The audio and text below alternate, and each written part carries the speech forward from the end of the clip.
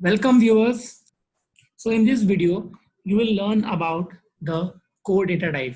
We already have covered about the primitive data type in the previous video. So before starting this tutorial, I want to request you, so if you haven't subscribed to my channel, please subscribe to my channel and don't forget to click on bell icon so that you can always get the notification whenever I upload any video. So let's get started. So first of all, I will just give one heading here, that is core data type. Now, what is this core data type basically? So in this core data type, basically, we have three types of data. The first one is list. The second one is tuple. The third one is dictionary. Sorry. Yeah. So first of all, we will study about the list. Now, what is list? List is a type of data type which stores the values, some amount of values. We can say it stores a group of values. That values can be of any data type. Like you must have heard about the array. Array is also type of a data type which contains some amount of values, but the difference between list and array is what? Array contains the data type of the values of the same data type. Suppose if you are storing the value of integer, so it will contain all the value as an integer only. But in case of list, we can declare the value of integer, string, float, all the data with a mixed one. Like we can store all type of data in single list. This is a difference between a basic list and an array. So for declaring a list, simply I'm taking a variable as a list. Okay, it's a same of simply a variable and the square bracket. So square bracket denotes that it is kind of a list. So here I have declared a blank list with no values. So suppose I have declared and now I am printing the value of list. So I am getting the blank value. So if I want to check the type, so I will simply type here type of list and I will get the data type as list. Now I want to store some integer value inside the list. So simply I will store like this. So I have stored 5 values of integer inside the list. So if I print the value of list, oh sorry, spelling mistake. Yeah, so see I am getting the values of the list printed. Okay, similarly you can take a string also, list equal to, like I'm taking Umang. Okay, then I'm taking like Python and like data science, then machine learning. This all data I am taking. Okay, so if I print the value of list, so I will get all the values. So this is how you create a list in Python. Now one more thing, you can just take heterogeneous data also, like list equal to, like I'm taking here first as integer, the second value as float, the third value as boolean, the fourth value as string, and the fifth value as complex number. So here I have taken all the primitive data type. So this can also be defined as a list. So if I print the value of list, so it will give me the all values. So yeah, I hope the list is clear to all. Now what I will do, like I will declare one list 1 equal to 1 comma 2 comma 3 or 4 comma something like this. Okay, now I will declare one more variable, that is list 2 equal to, now I want to perform some operation on this two lists. So I will simply list 1 plus list 2. So what it will give me, so see, it has not added the values, but it has basically concatenated the value. Basically, we can say it has added the values as of items. So all the values of both the lists are concatenated or added in a single list. So this is how you can simply print the or you can operate or do or any operation on the list. Similarly, we can do like this also, list 3 equal to this. So if I print the value of list 3, I will get the same value. So I hope this thing is clear to all. Now, as we have done in the string slicing in the previous class, like this whole thing we have done in the previous class, this whole thing. So similarly here also in the case of list, we can do this thing, list 3 of 3. So it will print me the value of index 3, the 0, 1, 2, 3. That means 5. So I'm getting the value of 5. Similarly, if I write here 0 colon 3, so it will print me the value from 0 to 2. So 0, this is 1, this is 0, and this is 2. So it will give me the value as, okay, I've taken list now, so I'm taking here list 3. So see, I'm getting the value of 1, 2, and 4. So similarly, like in string that we have done, here also you can do the same thing. Now, if I want to add any value to the string, like I'm taking the first string, that is list. Here I am having 5 values. I want to add one more value to this. For this, we have a function that is list.append. And here you can write any value. Like suppose I want to add data science. Okay. So if I print the value of list, see, the data science has been added to our list. So this is how you can add any value to the list. Okay.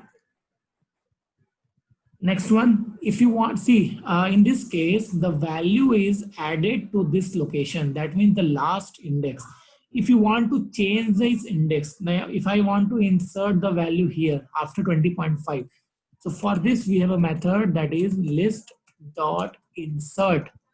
And here I will give the index value. So what is my index value of this? 0, 1, and 2. So, sorry.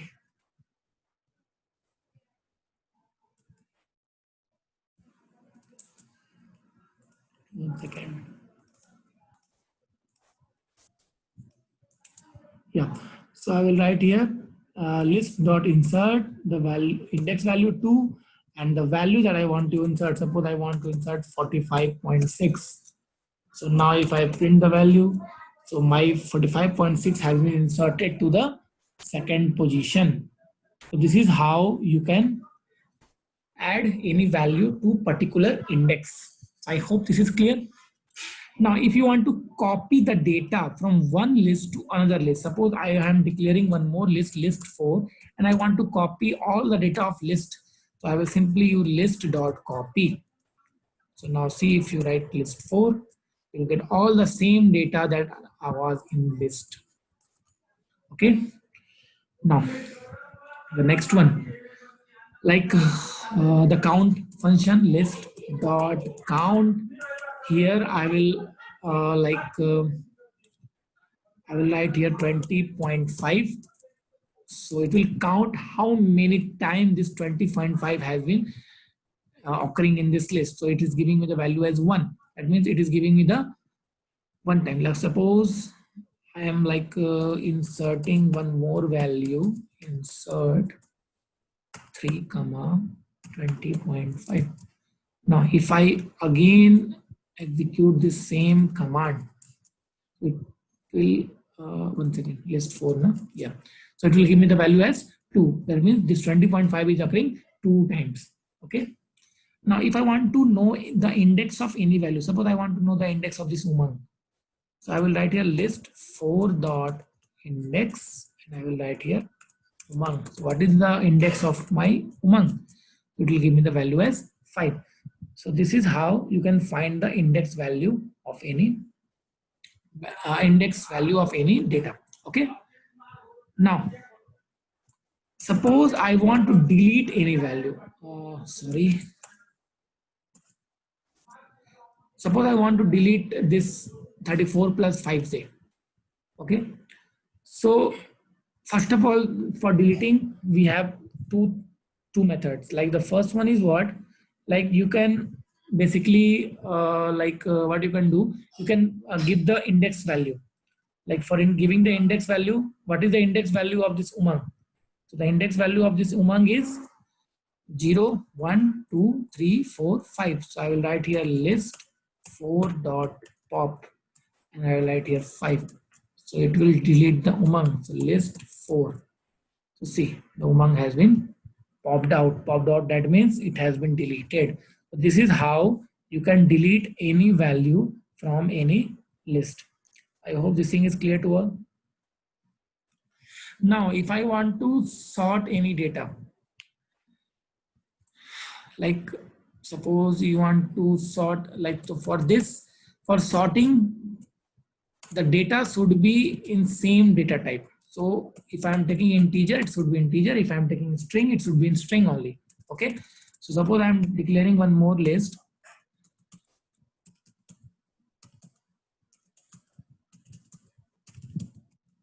Okay. Now I want to sort this data. So I will simply write list 4.sort. Yeah. So now if I print this, sorry. Now see, my data has been sorted according to in the ascending order. So if I want to do it in descending order, I will write the same command, but here I will write reverse equal to true. So this will do in the descending order. So if see, I show you, so this will reverse the data in the descending order. So this is how you can basically sort the data. So I hope this is clear to all. Now, one more thing I forgot to tell you here. Like here I've told you that if you want to delete any value, you have to give your index value. Now, if you want to delete the value not by index, by just giving the value. So here you can write list 4.remove, and here you can simply type the value that you want to remove. I want to remove Umang. So I will simply execute this. Umang is not in the list. Okay, list 4 is not having the value. Yeah, right. So what I will do here, suppose list 4 is this one. So I will write here list 4 dot remove 12. Now see, now if I print list 4, I will get my 12 value has been removed. So this is how you can remove any value from the list. So there is two method. Either you can use remove method, but in this remove you have to give the value name, and you can use a pop method, and this method you have to give the index name. Okay, so this is how you work on list. I hope this thing is clear to all. So this was all about the list. So in this video I will keep it till here only. In the next video I will tell you about the tuples and what are tuples and how to work on tuple. So if you like this video, please like this video, subscribe and comment. If you have any doubt, I will just answer it whenever I will get the comment. Okay, so please don't forget to subscribe the channel if you like the video. So thank you so much. Bye bye.